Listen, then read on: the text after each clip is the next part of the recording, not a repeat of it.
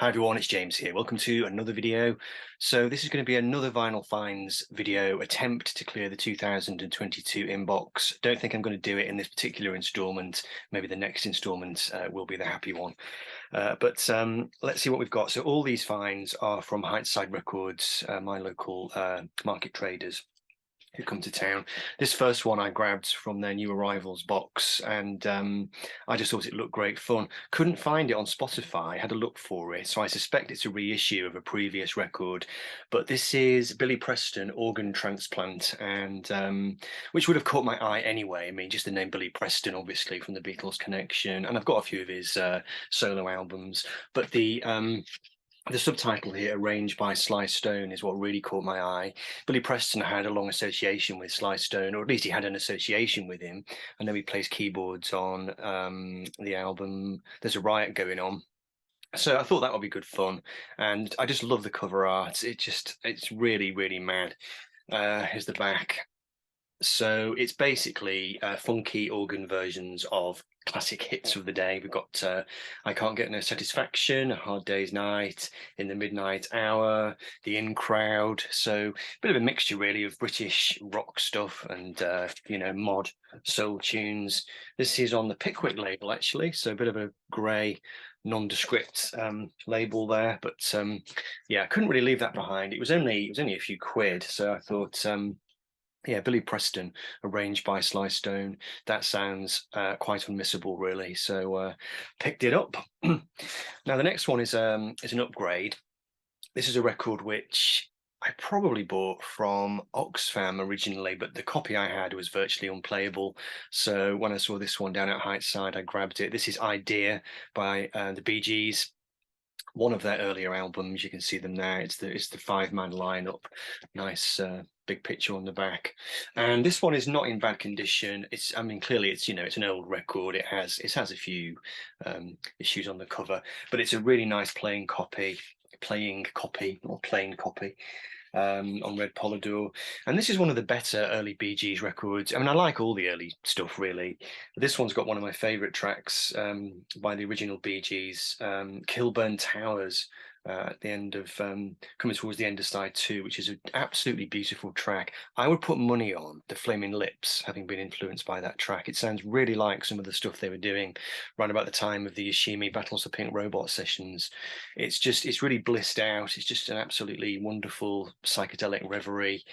Great harmonies, obviously, great vocals at all times from the Brothers Gibb. So yeah, nice to get an upgrade of that.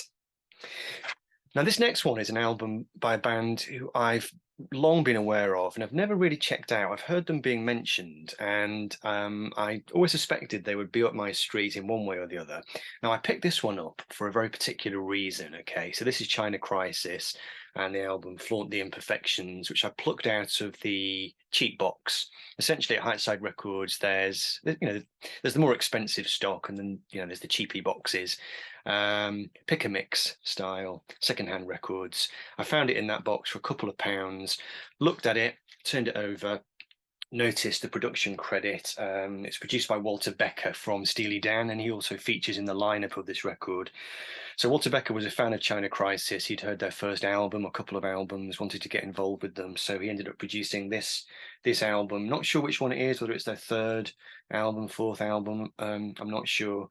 But I mean, it must have been such a thrill for them, because he actually features in the band lineup. If you look at the band lineup here, he's actually there, and he never toured with them or played with them, but it must have been such a thrill for them to work with him. Anyway, so having his name on there was enough for me to pick it up, being a huge Steely Dan fan, and I'm really pleased I did. I mean, it does sound quite a lot like Steely Dan, really.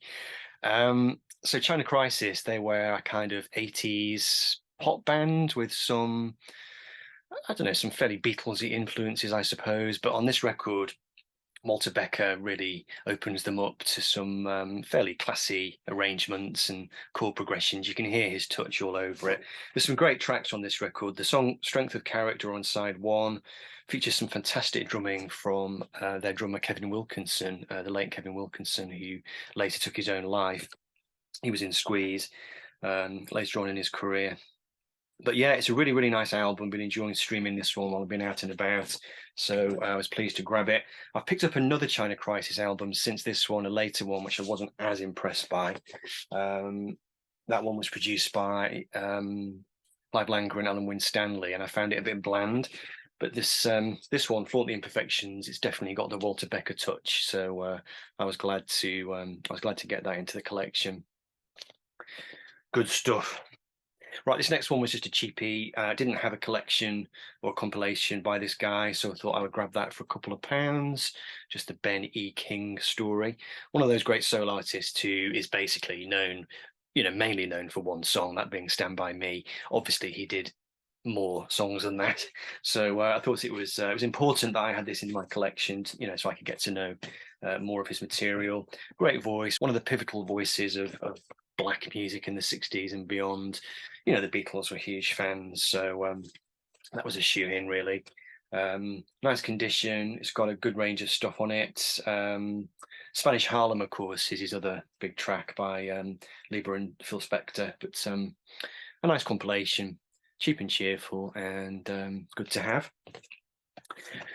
This one is, so last year I picked up the debut album by this band, and then I saw this in the racks, so I thought I would grab this one. This is the second album by the House Martins.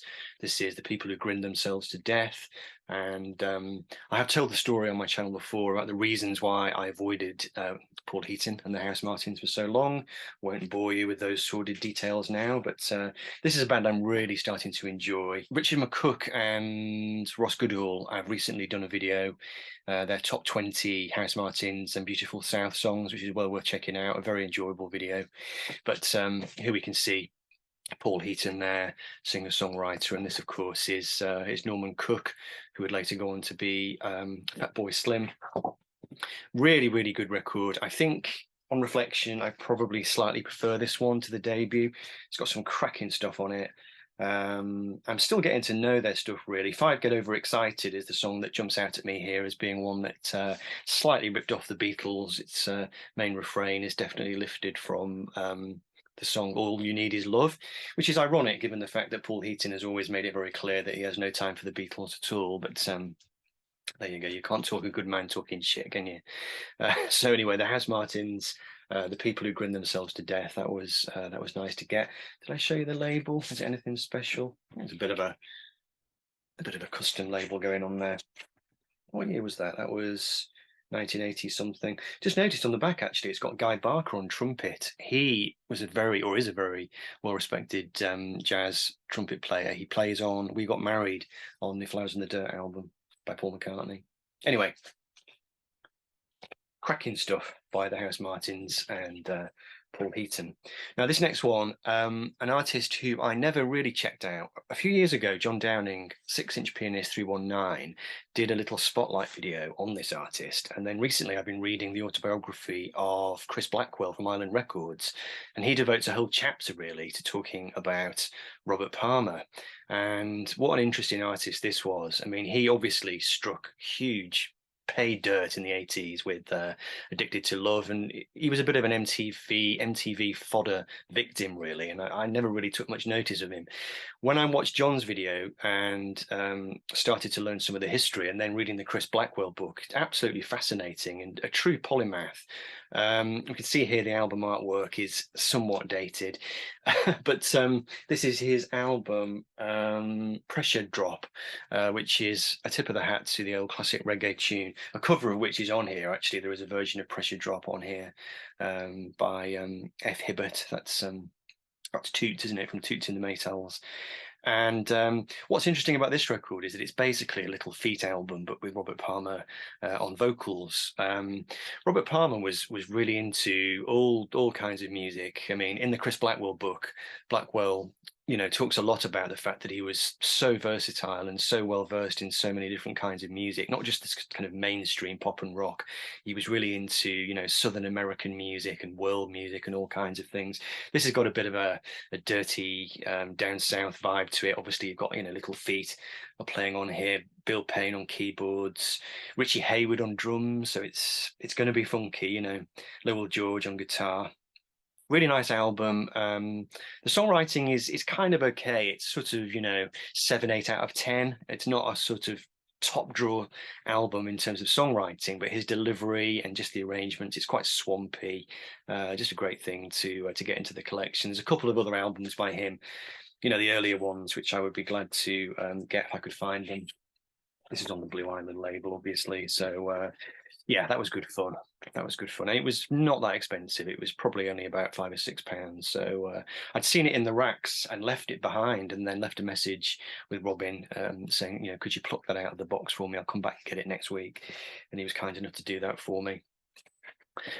Right, these next two records are interesting from my point of view in the sense that they're both artists that I've never been into, and in fact, I've almost gone out of my way to avoid really. But in recent years, I've decided to try and cut the crap and take a plunge, at least partially.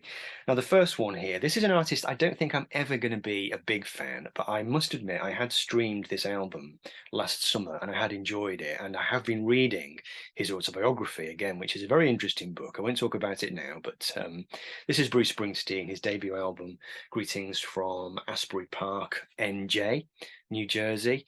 So I saw this one in the box. It was reasonably priced. Like I said, I'd heard it, enjoyed it. I thought, right, let's get Bruce's debut album into the collection. Why not?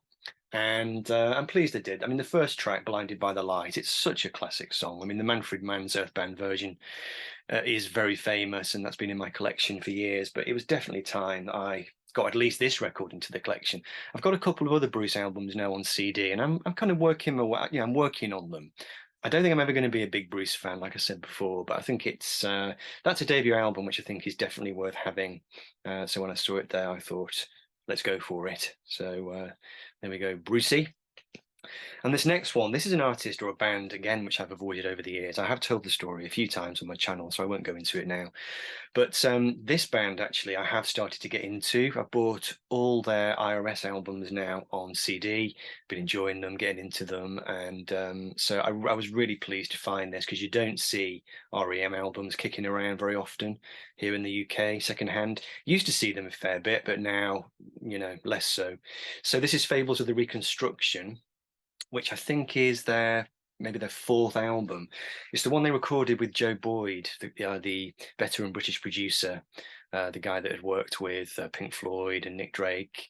And they recorded it in England, which is ironic because it's one of their more explicitly American albums. It has a very backwards kind of sound. It tells stories of the Deep South and strange old folkloric American stories. It's got a very murky sound, very swampy sound, very enigmatic, very mysterious. But it was recorded in Old Blighty, and I don't think the band at the time had been that happy with it. But in retrospect now, I think it has gained a reputation, I think, for being one of their more interesting records.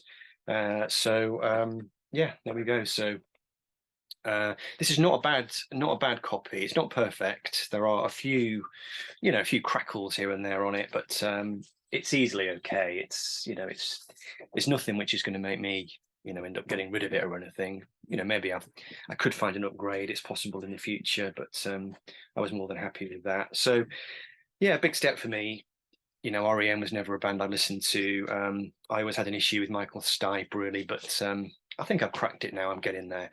Still got to be in the mood for them, but definitely a nice thing to have. Is it upside down? Upside down. So there we go. Got the sun streaming in here now, sorry, so it's going to be a little bit bright probably, but can't do anything about the sun. So the last two, these two I picked up, and I was just so pleased that I found them. This is a record which I see shown quite a lot on the vinyl community. Quick shout out actually to a channel called Stevie's Vinyl Cupboard. This is a guy that's been around, I think, for a while, but I've only just discovered him. But I know he showed this record recently in a Finds video. I think his one was an original version, which he bought for 50p back in the 80s. This is The Colour of Spring. And I know that Dale has shown this. That's vinyl. That's Gatefill 33. And just a great album that I've had on CD for many years. I'm sure it doesn't need too much introduction. It's just a classic 80s album by Mark Hollis and the crew. And it's in really nice condition. I was just so pleased to find it. And I don't have any. Do I have any other albums by them on vinyl? Might have one other one. So there's the label, Red Label. Um, but yeah, again, they were not a band that I was into back in the day. I think my favorite expression. I don't know why. I just never really crossed paths with them until probably the mid '90s when I first got into their music on CD. But definitely something which is very sumptuous and wonderfully produced. Great songwriting, great vocals, obviously, and fantastic thing to find on a Saturday morning. But this one really took the cake. Really, this one was the cream of the crop. And this is an album which I had in my hands in HMV a while ago. There was a reissue of it, and I didn't get it because it was really pricey. You know what HMV's like, £45 for a record, ridiculous. So this really made my day when I found it down at Heightside. This is an original copy of Prefab Sprout's album Jordan the Comeback, and really interesting. It has this kind of Obi style thing on it. Never seen that before with a British record. Not sure what's happening with that, but I'm not going to complain about that. Just what a thing to find. This is the album they did with Thomas Dolby in about, I think it was 1991. Now, I've had it on CD for many years, but it's long been a favorite of mine. Incredible album, incredible songwriting. A really long album, though, and I always assumed that if I ever found a vinyl version of it, it would be a double album, but it's not. Incredibly, this is a single album. Let's have a look. 1, 2, 3, 4, 5, 6, 7, 8, 9 songs on side one. 1, 2, 3, 4, 5, 6, 7, 8, 9, and 10 songs on side two. It's extraordinary. I'm presuming it was just they couldn't afford to make it a double, but I mean, it doesn't exactly help the album because there's a kind of rhythm to it, and it's clear from the way that the songs are grouped into bunches of four, I think, that it was intended originally to be a double, but obviously that didn't happen. But I'm griping. I mean, it's just such an amazing thing to find.